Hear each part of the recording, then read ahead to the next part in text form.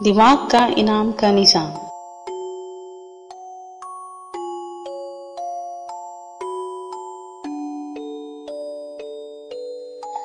दिमाग हमारे वजूद का मरकज़ है।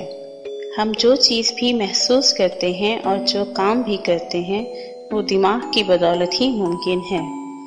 ये बाहर की दुनिया से आने वाले एहसासात, मसलन खाने की खुशबू और जिस्म के अंदर पैदा होने वाली मालूमात, मसलन भूख के एहसास को प्रोसेस करता है।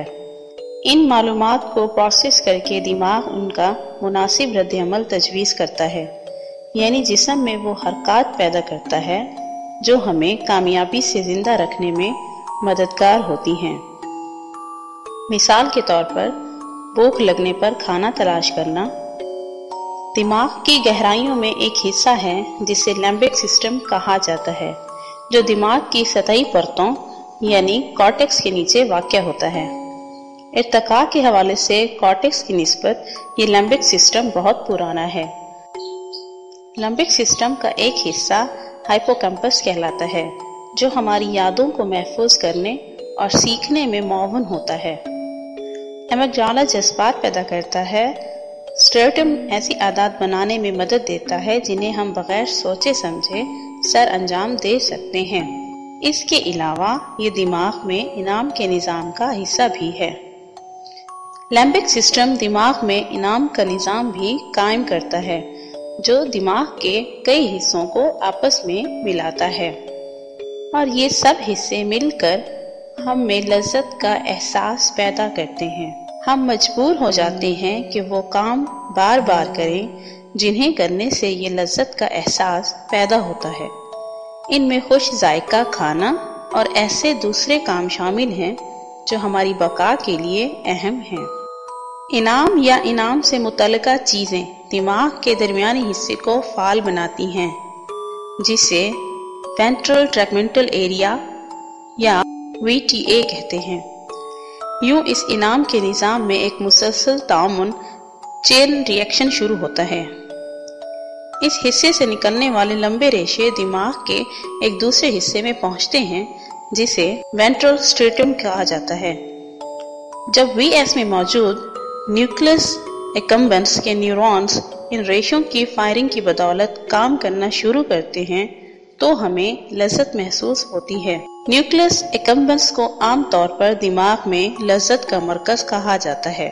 जब इस हिस्से में मौजूद न्यूरॉन्स काम करना शुरू करते हैं तो हर न्यूरॉन एक बरकी सिग्नल पैदा करता है, जिसके नतीजे में ऐसे मॉलिक्यूल्स खारिज होते हैं जिन्हें न्यूरोट्रांसमीटर कहा जाता है, जो केमियाई पैगाम रसा के तौर पर काम करते हैं। ये केमियाई पैगामात दूसरे न्यूरॉन्स वसूल करते हैं। इस तरह एक न्यूरो सर्किट के मुख्तलिफ न्यूरॉन्स एक दूसरे से पैगामात का तबादला करते हैं। दिमाग में कई किस्म के न्यूरोट्रांसमीटर होते हैं जिनके जिम्मे मुख्तलिफ काम सर अंजाम देना है।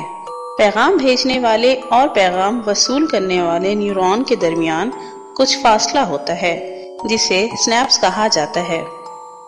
जो न्यूरॉन पैगाम भेज रहा है उसे प्री सिनेप्टिक कहा जाता है, और जो पैगाम वसूल कर रहा हो उसे पोस्ट सिनेप्टिक कहते हैं। प्री सिनेप्टिक खुलिये में बरकी सिग्नल की मौजूदगी की वजह से केमियाई तब्दीलियां रोनुमा होती हैं। न्यूरोट्रांसमीटर्स मॉलिक्यूल्स कुछ पैकेट्स में मुकीद होते हैं। बरकी सिग्नल्स की वजह से ये पैकेट खुलिये की झिल्ली के पास पहुंच जाते हैं, जहां ये पैकेट खुलते हैं और न्यूरोट्रांसमीटर मॉलिक्यूल्स स्नैप्स में आजाद हो जाते हैं। दिमाग के इनाम के निज़ाम में इन न्यूरोट्रांसमीटर्स को डोपामिन कहा जाता है। डोपामिन के मॉलिक्यूल्स स्नैप्स में हरकत करते हुए अगले न्यूरॉन की झिल्ली में मौजूद डोपामिन रिसेप्टर्स से जा मिलते हैं। ये रिसेप्टर्स पोस्ट सिनेप्टिक न्यूरॉन की झिल्ली पर जगह जगह मौजूद होते हैं, और इनका आधा हिस्सा न्यूरॉन के बाहर होता है और आधा न्यूरॉन के अंदर। जब डोपामिन मॉलिक्यूल इस रिसेप्टर के बैरूनी हिस्से से मिलता है तो ताले में चाबी की तरह फिट हो जाता है, और इसके नतीजे में पोस्ट सिनेप्टिक न्यूरॉन में बहुत सी तब्दीलियां पैदा होती हैं। جب اس میں ڈوپامن کی مقدار زیادہ ہوتی ہے تو کچھ پروٹین جو ان ریسیپٹرز کے بیرونی حصے سے جڑی ہوتی ہے اس سگنل کو نیورون کے مرکز تک پہنچا دیتی ہیں۔ اس دوران ڈوپامن کے مالیکیول اپنا کام مکمل کر کے فارغ ہو جاتے ہیں۔ ان میں سے کچھ مالیکیولز ڈوپامن ٹرانسپورٹر نامی پروٹین کے ذریعے پری سینیپٹک نیورون میں واپس جا کر دوبارہ پیکٹس میں چلے جاتے ہیں، جہاں سے انہیں دوبارہ چھوڑا جا سکتا ہے۔ ایک صحت مند دماغ میں اگر انعامی نظام فعال نہ ہو تو بھی سنیپسز کے درمیان کچھ مقدار میں ڈوپامن موجود رہتی ہے۔ جب انعامی نظام کا کام شروع کرتا ہے، مثلاً جب ہم کھانا کھاتے ہیں، تو پری سینیپٹک نیورون ڈوپامن کو بہت زیادہ مقدار میں خارج کرتا ہے۔ ڈوپامن ٹرانسپورٹر اس اضافی ڈوپامن کو کچھ دیر بعد واپس پری سینیپٹک خلیے میں پہنچا دیتے ہیں اور سنیپس میں ڈوپامن کی مقدار پہلے جیسی ہو جاتی ہے۔ اس انعام کے نظام میں ڈوپامن کی کمی اور زیادتی سے دماغ دنیا کے پیچیدہ نظام میں جلد یہ سیکھ لیتا ہے کہ اسے اپنی بقا کے لیے کیا کرنا ہے۔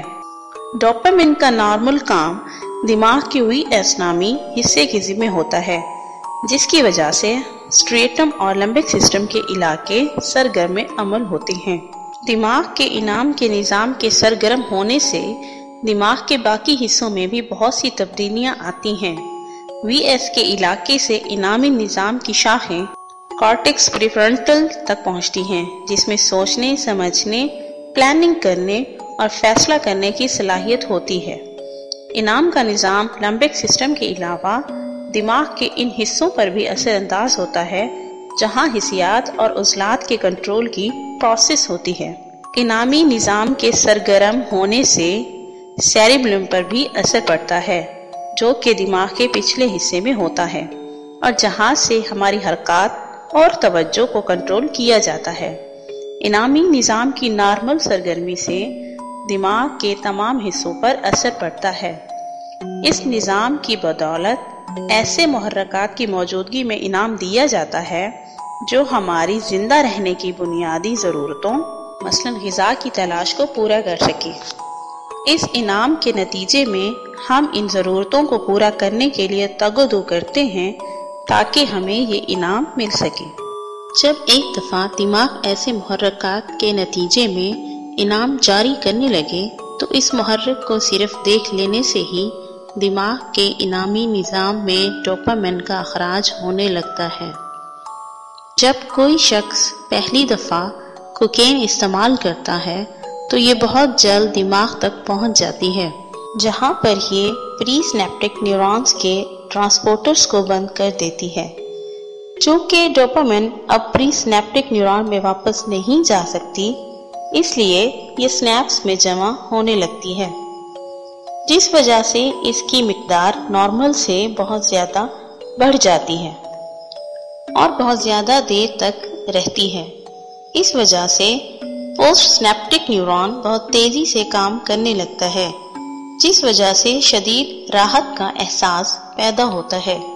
اس وجہ سے دماغ میں کوکین اور لذت کی ایک رفاقت یعنی ایسوسیشن بن جاتی ہے، جس وجہ سے وہ شخص بار بار کوکین استعمال کر کے راحت کا احساس پیدا کرنا چاہتا ہے۔ جب کوئی شخص پہلی بار میتھ ایمفیٹامین استعمال کرتا ہے تو یہ بھی بہت جلد دماغ تک پہنچ جاتی ہے۔ کم مقدار میں استعمال کرنے سے میتھ ایمفیٹامین کے مالیکیول کوکین کی طرح ڈوپامن کو پری سینیپٹک خلیے میں جانے سے روکتے ہیں، لیکن کوکین کے برعکس اگر میتھ کو زیادہ مقدار میں استعمال کیا جائے تو یہ ڈوپامن کی پیداوار کی رفتار کو بھی بڑھا دیتی ہے، جس سے سنیپسز میں ڈوپامن کی مقدار بہت زیادہ بڑھ جاتی ہے۔ جہاں یہ ڈوپامن مقید ہو جاتی ہے کیونکہ میتھ ڈوپامن کو واپس پری سینیپٹک خلیے میں بھی جانے سے روک دیتی ہے۔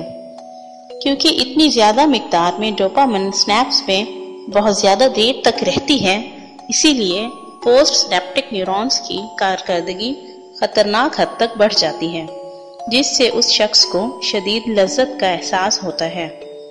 اس وجہ سے میتھ بے انتہا نشہ آور دوا ہے۔ کوکین اور میتھ کے استعمال کے نتائج انتہائی خطرناک ہوتے ہیں۔ ان منشیات کے استعمال کی وجہ سے دماغ کے انعام کے نظام کا دماغ کے باقی حصوں سے تعلق مستقل طور پر خراب ہو جاتا ہے، جس وجہ سے جذبات، حرکت کرنے، سوچنے اور فیصلہ کرنے کی صلاحیت پر اثر پڑتا ہے۔ ان دواؤں کے مسلسل استعمال سے دماغ کی وائرنگ بگڑ جاتی ہے، جس وجہ سے مسلسل استعمال کرنے والا نشئی ان کے استعمال سے وہ راحت محسوس نہیں کر پاتا جو اسے منشیات کے استعمال کے شروع کے دنوں میں ہوئی تھی۔ اسے محض اپنے آپ کو نارمل رکھنے کے لیے بھی یہ ادویات استعمال کرنا پڑتی ہیں، اور وہ نتائج سے بے پرواہ ہو کر یہ ادویات مسلسل استعمال کرنے پر مجبور ہو جاتا ہے۔ اس حالت کو ادویات کی لت پڑ جانا یعنی ایڈکشن کہا جاتا ہے۔